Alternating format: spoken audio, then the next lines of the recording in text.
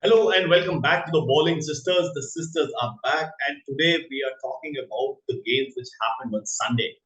And over the weekend, we've had a lot of brilliant games. We had Liverpool, Bournemouth, we had City playing Crystal Palace, we had Manchester United, Southampton, Chelsea, Leicester.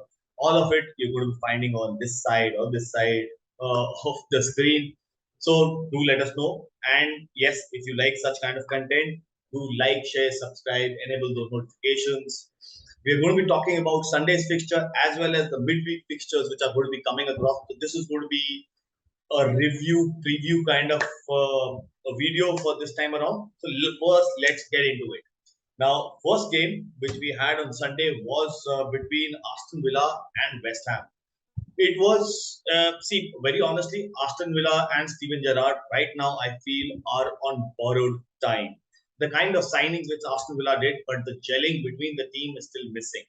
And like me and sister earlier mentioned in our previous video, that David Moyes is going to bring in a lot of experience, and that showed on the pitch. That actually showed on the pitch with Fornal scoring, Rice giving an assist. So all of those aspects in West Ham finally taking 3 points off Aston Villa. There is still certain crisis in Aston Villa which they have to take care of it. They have to get a better outcome. They have to get the team firing, and most importantly, save Steven Gerrard's job. The Premier League is as cutthroat as possible, and right now they are in that zone. For me, Aston Villa has to pick up the game, and Steven Gerrard has to get a solution out of it. That is what I feel for Aston Villa. And for West Ham, yes, now they've got the ball rolling, and I feel that they've been performing week over week, and it was just a matter of time when this thing happens for them. Now, moving from Aston Villa to West Ham, Wolves versus Newcastle, where Wolves were very unlucky, very unlucky. I have to say that they played exceptionally well, even though Newcastle was all over them at the latter half of the game. But then the better aspect was that Newcastle scraped a point, and it was none other than Alex Sant Maximum.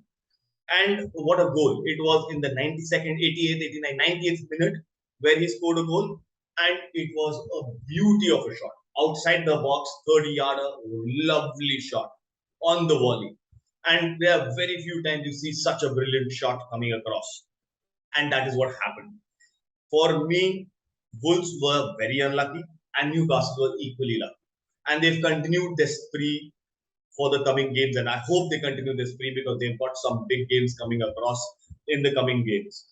Moving on from Wolves versus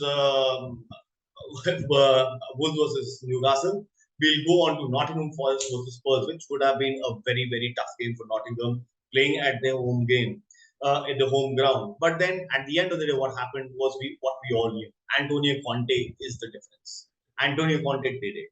Antonio Conte was there, and he made Kane what he is. He scored a brace yesterday, and everybody is now counting out Kane. But then don't forget, Kane's on partnership is going to be a top-notch thing, and they've got a reserve striker with Richarlison who gave a second assist for the second goal. And I feel that Newcastle is the force to reckon with Liverpool now starting to perform, and they did a bloodbath against Bournemouth. So I feel that it is going to be a very tough call between Antonio Contes and Spurs and Pep City as well as Liverpool being in the fray, and that is what my title challenge I feel is going to be there. It is still very early days, but we don't know what might happen. Moving on from the last week fixtures to the upcoming fixtures. And there are, again, some Premier League doesn't surprise us. It has mouth-watering clashes. We've got Crystal Palace playing Brentford, and this is happening Tuesday night. So it's Wednesday in India, that's post midnight. So on Wednesday, we've got Crystal Palace playing Brentford, Fulham playing Brighton, we've got Southampton versus Chelsea, and Leeds versus Everton. We're talking about these four games on Wednesday. There is a lot of talking points over here. We have the teams which have been performing. Brentford has been performing. Crystal Palace has the number for Manchester City, and Patrick Vieira's team has been performing. They were unlucky that they lost that game with Haaland's masterclass coming into play. I feel that Crystal Palace is again it's going to be a cagey affair between Brighton and Brentford and Crystal Palace. And over the period of time I've seen football, I think so Crystal Palace might edge Brentford, or it might be a trap draw. It might be a draw of 1-1 or a 2-2 because it's going to be an end-to-end affair. That is what I feel. Fulham versus Brighton. What a game this has been. Marco Silva's team has been playing pretty well. Brighton are in the form of their lives with Graham Potter, and it is to be seen how will they line up again. Pascal Gross, again, the center point. Andreas Pereira, center point for Fulham. You've got Mitrovic now back in firing form. So there is a lot of talking points over here, and I feel it's going to be a close affair. If all goes well at Craven Cottage, I believe Fulham might be able to get out some point, or if they are lucky, they might be able to give Brighton the defeat, which they are yet to have won, if I'm not wrong. But on the other hand, Brighton are going to be very tough to beat. They're going to be extremely tough to beat. And that is what is very important for us in this game today. Moving from Brighton, we go to Saints. Saints are playing Chelsea. Chelsea is coming back from a brilliant game against Leicester, even though they were 10 men for the majority period of time. They showed their class, they had the team. But the kind of performance Southampton put at Manchester United, it is going to be very difficult for Chelsea to break through. They don't have an outright scorer. They have a team which is performing, but yet their engines are not warm. So there's a huge possibility that Southampton might come out with all the goods which is required to beat Chelsea, or for that matter, take a draw at the Britannia Stadium. So it is all St. Mary's, not Britannia, St. Mary's Stadium. So let's see what happens at St. Mary's come Wednesday. And from St. Mary's, we go to Leeds United, where Leeds is hosting Frank Lampard's Everton. Frank Lampard's Everton is in soupy water. I have to say that they are in soupy water, and for them to perform now is utmost important. Both the legends of the game have very tough times ahead. Everton, because they're having a new stadium built, they've not spent a lot. They have players who've moved out, but the replenishment has not been there. Still, there is some time in the next couple of days, 2-3 days, for the transfer window to close. So, hoping that Everton will strengthen their team for this Premier League season, and we hope that Frank Lampard finally gets the point which he really needs. He needs those 3 points to come across very badly, and I feel Everton are now in desperate and dire affairs to get that thing done. So from Wednesday, we move on to Thursday, again India time. We've got Arsenal playing Villa. We've got Bournemouth playing Wolves. We've got City playing Nottingham Forest. We've got West Ham versus Spurs, and Liverpool playing Newcastle. It is going to be a major game level over here. First of all, let me start off with Arsenal versus Villa. What a game they had last week, Arsenal. They were very lucky, and that is the kind of luck you require in the Premier League. And that is what is very important in today's day and age.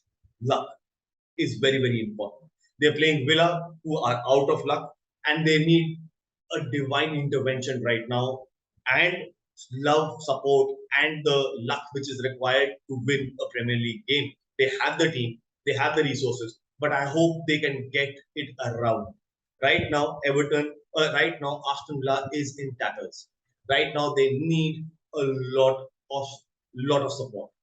And for Arsenal, they are in the form of their lives. You've got Martinelli, you've got Zinchenko, you've got Jesus up front, you've got Odegaard who's been performing. You've got everybody out there who's performing and giving themselves. You've got Saka as well. And the kind of performance every Arsenal fan, like we said earlier as well, every Arsenal fan has been looking at. And this is what is required in today's game and for the game with Villa as well. I feel Arsenal is going to edge Villa very easily, and it's happening at Emirates. So hopefully, if everything goes off well for Aston Villa, they need those 3 points and they can get this thing out. But then I don't see that happening, and I see another win for Arsenal for sure. We go on from Arsenal to Bournemouth, who had a bloodbath. They've had a lot of They've had a lot of nine. They've had a bloodbath against Liverpool. They lost 9-0. Now they're playing against Wolves, who just played out a draw, and they were unlucky to have that 3 points against Newcastle. So overall, I feel that Bournemouth has to bounce back now. They've had a very bad start to the Premier League, and I feel that they have the chances of winning or getting some points off. But against Wolves, I don't see that happening. Bournemouth right now are not in the frame of mind after that 19 trouble. I hope it is wake up time. The bells are ringing and Bournemouth comes out firing. Really want them firing. But then with Wolves, the kind of performances they've been giving from back to the front, it is seeming very, very difficult for Wolves for Bournemouth to win this game, and that is what I feel is going to happen. Moving from Bournemouth versus Wolves to City versus Nottingham Forest, it is going to be an easy victory for Manchester City, hands down. The team is set. It's Pep Guardiola with 19 signings. Nottingham Forest for this season, it feels like it's a brand new team. They've not had the core which got them to the Premier League. And I feel that is what is going to make them struggle going forward. So this is very important that Manchester City or Nottingham Forest gets their core out there. They've been fighting tooth and nail, but then at the end of the day, the results are not as per what they want. And City is going to be a tough, tough game. It's going to be a very tough game. They've just lost to Spurs and now they've got City. So I am expecting at least a 3-0 or a 4-0 from City at Nottingham Forest or with Nottingham Forest against Nottingham Forest this coming Thursday. From City, we've got the London Derby. We've got West Ham playing Spurs. West Ham has got their victory under their belt, and Spurs are on the charge right now. It is going to be. It might be a draw. It might be a draw because I don't see a lot of difference, and I feel that David Moyes is going to. David Moyes and his team will have that spree with them and that spring in the step. And when it's happening in the Olympic Stadium in London, it is going to be difficult for Antonio Conte's team to break them down because it is going to be there. It is going to be a very close affair in that London Derby, and I feel there will be tempers flaring as well. So there might be a possibility that the managers clash or the players clash in this London Derby, and keep an eye on this London Derby very, very close. Moving from the London Derby to Liverpool versus Newcastle, where Liverpool are coming back from a major, major high, a 9-0 drubbing of Bournemouth. Newcastle are coming back from scraping a draw in the 90th minute. They are performing well. Newcastle is performing well. So it is going to be a difficult job for Jurgen Klopp's men to get 3 points out of Newcastle at Anfield. So let's see what happens because it's going to be, again, like I said, Premier League at any day, anybody can beat anybody. But this time around, right now, I feel that Newcastle are slightly low. It might become a draw at the end of the day. But currently, what I look at is it is going to be a very, very difficult fixture for Newcastle and even for Liverpool to get anything out of it. And if they do 3 points, it's going to be worth it. Right now, it's going to be worth every point. And Newcastle is performing. So both Liverpool cannot take them lightly. They've had bad performances, but I feel now they're going to be out of it. The kind of performance they gave against Bournemouth. So let's see what happens. But I give an edge to Liverpool over Newcastle as of now. Moving from Thursday night games to the Friday, the last fixture which is going to be there is going to be between Leicester City and Manchester United. Under Eric Ten Hag, after the starting hiccups, they've now had the engine running. They are now a team. They are now a team who's performing. They have everything sorted. Their backline is sorted. Their defensive midfield is sorted. They have strikers up front. They are performing. You've got Rashford, Elanga. You've got Bruno Fernandes, who's just scored a goal last time around. It might be a drag. Leicester City does have the firepower. We saw it against Chelsea. And Brendan Rodgers and his team are slowly coming into the game and getting to grips with the terms. So, but right now, what is more required from Brendan Rodgers and his team is to perform. And Leicester City has a very good record and hunting ground against Manchester United, and we remember it for a long period of time. So Manchester United cannot take them easy. They cannot take them easy. And with the kind of performance under Eric Ten Hag, we might find another blip coming very down very, very soon. Even though they have signed few players, I feel that it still requires a lot of care and comfort which is required with the Manchester United team. But moving on to Leicester, they are still in the search of victories. They are in search for very, very important points. They've lost against 10-man Chelsea, which they shouldn't have, but they unfortunately did. Chelsea's class did come up through. But Leicester, on the other end, have people started to perform. Madison is there, Barnes is there, you've got Vardy who's going to be performing. So all of those guys are at equal length. And so for me, it is going to be Eric Ten Hag's men edging out Leicester City as of now. So on that note, thank you very much for watching. Do like, share, subscribe, enable those notifications, and we'll catch you guys in the next one.